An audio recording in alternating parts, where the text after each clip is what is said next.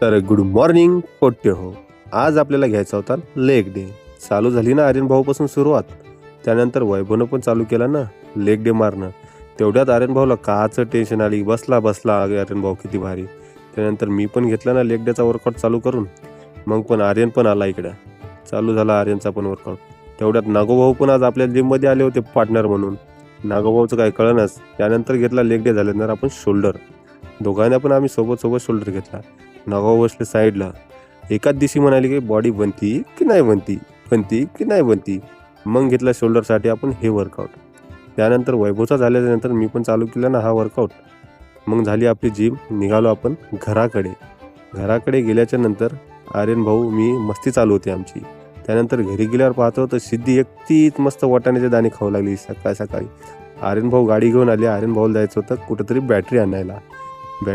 मग नंतर आपण फ्रेश वगैरे झालो. रोडला आलो तर आपल्याला भेटले अर्जुन भाऊ आणि तिथं आपला दुसरा होता काळू. नंतर गेलो आपण ऑफिसला गेल्याच्या नंतर थोडं काम केलं. नंतर आलो आपण कॉलिंग करायसाठी सायलेंट जागा बघायला. मग इथं सायलेंट जागामध्ये आपण कॉलिंग केली आणि दादूसला करायचा होता आयफोन रिटर्न केल्यानंतर आपल्याला जायचं होतं लिंबाळा. रस्त्यानं बघतो तर एवढी मोठी ट्रॅफिक, 1 तास ट्रॅफिक होती. डिक्कीनं मंगळसूत्र घेऊन हिंडायला लग्न करण्यासाठी, पण कोणी पोरगीच भेटेना. नंतर गेलो आपण ग्राउंडवर गेल्याच्या नंतर आपलं चालू होतं वर्कआउट झाल्यानंतर आपण निघलो घराकडं.